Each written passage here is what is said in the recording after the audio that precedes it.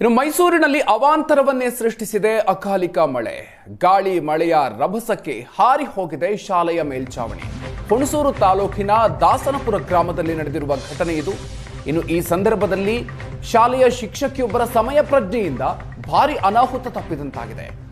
ಮೇಲ್ಚಾವಣಿ ಹಾರಿ ಹೋದ ಕಾರಣ ಸ್ವಲ್ಪದರಲ್ಲೇ ಮಕ್ಕಳು ಬಚಾವಾಗಿದ್ದಾರೆ. ಒಂದು ವೇಳೆ ಕುಸಿದು ಬಿದ್ದಿದ್ರೆ ದೊಡ್ಡ ಅನಾಹುತವೇ ಸಂಭವಿಸ್ತಾ ಇತ್ತು. ಎಲ್ಲ ಮಕ್ಕಳನ್ನ ಡೆಸ್ಕ್ ಕೆಳಗೆ ಕೂರಿಸಿದ್ದಾರೆ ಶಿಕ್ಷಕಿ ಸುಮಾ ಅವರು. ಆ ದೃಶ್ಯವನ್ನ ನೀವು ನೋಡ್ತಾ ಇದ್ದೀರಿ. ಶಾಲೆಯ ಮೇಲ್ಚಾವಣಿ ಹಾರಿ ಹೋಗಿದೆ. ಸೊ ಹೀಗಾಗಿ ಮಕ್ಕಳ ರಕ್ಷಣೆಗೆ ಅಲ್ಲಿದ್ದಂತಹ ಮೇಜುಗಳ ಕೆಳಗೆ ಕುಳಿತಿದ್ದಾರೆ ಜೀವ ರಕ್ಷಣೆಗೋಸ್ಕರ. ಎಲ್ಲಿ ತಮ್ಮ ಮೇಲೆ ಬೀಳುತ್ತೋ ಅನ್ನುವಂತಹ ಆತಂಕದಲ್ಲಿ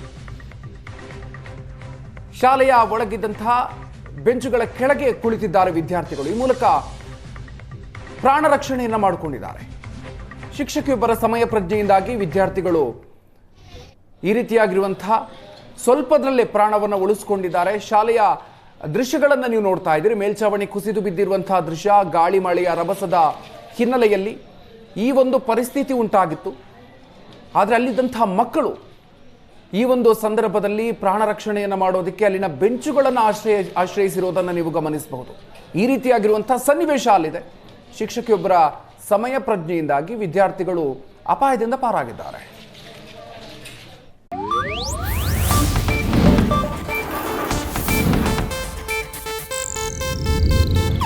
ಇದು ಏಷ್ಯಾನೆಟ್ ನ್ಯೂಸ್ ನೆಟ್ವರ್ಕ್ ಪ್ರಸ್ತುತಿ.